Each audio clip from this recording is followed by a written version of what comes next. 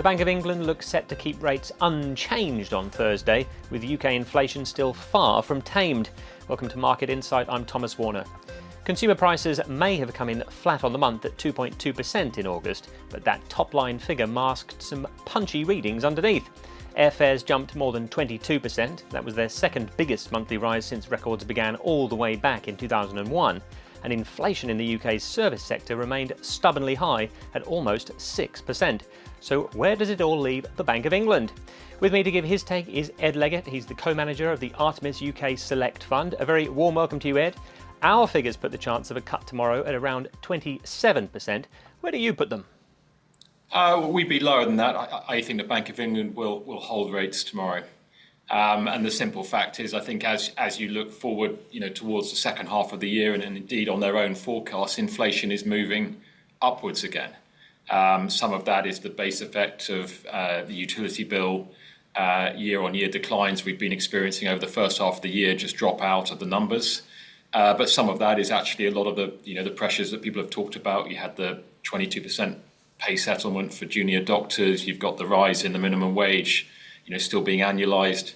So the sort of the underlying pressure is there on that core services inflation and that core wage inflation. So for us, we find it hard to see how the Bank of England, cuts aggressively when inflation is still above their target, and in the near term will be moving higher. So plenty of pressure still on the UK consumer, but you do mention in your notes that the UK consumer is in a relatively strong position relative to his or her American counterpart. Do you see a lot of British spending power sat there in the wings waiting? We do. I mean, I think when inflation has clearly been an issue for the UK consumer, as it has been for the European consumer as well, given the energy costs we saw in 2022 and 2023. I think today, actually, those pressures are reversing because real wages, are growing quite strongly. And on top of that, you've had the tax cut, the national insurance cut, which means that the tax rate on average earnings is the lowest it's been in the last 20 years in the UK. And then when we look at UK consumers' balance sheets, the savings rate is very high today. It's over 11%.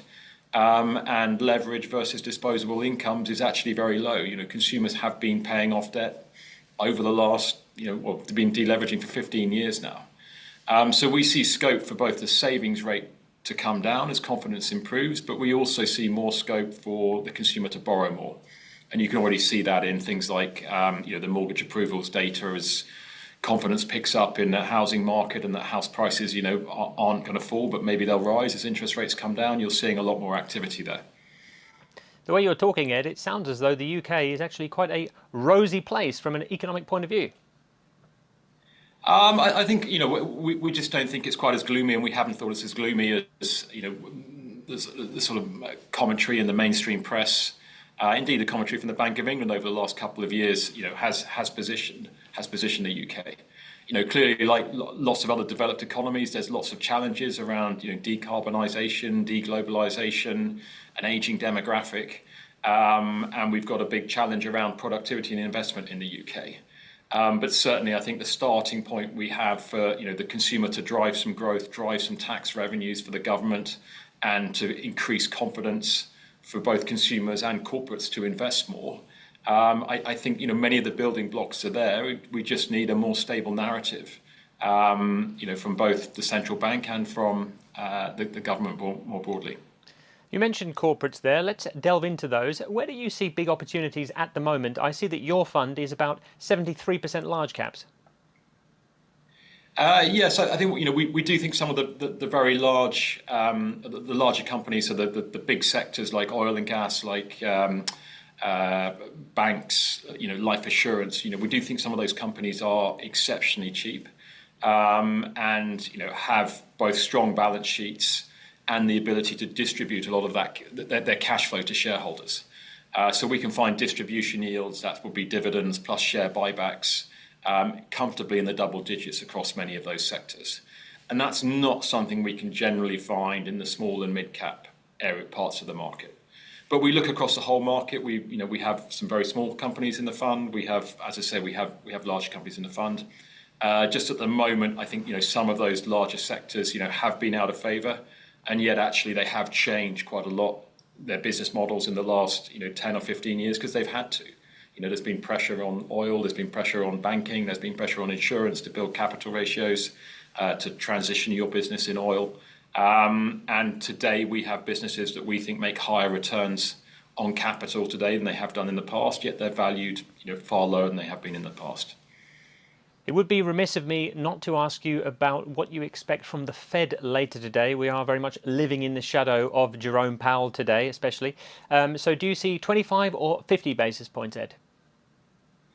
I'd go with 25, but the numbers I looked at this morning, the consensus was 38. So you never know, maybe they'll come out with somewhere in the middle. But no, my guess is they'll do 25. I think the key will be the messaging around it in terms of the outlook, why they've done 25. And actually, I think if you look at the more recent data in the US, it's actually been a little bit stronger. And I think maybe if you had a message around we're doing 25 today, but directionally this is where we're going, and we don't see anything worrying in the data, I think that could be comforting for the market. Co-manager of the Artemis UK Select Fund, Ed Leggett, thank you very much indeed for your thoughts today. And that is Market Insight. Don't forget you can watch more videos on Reuters.com.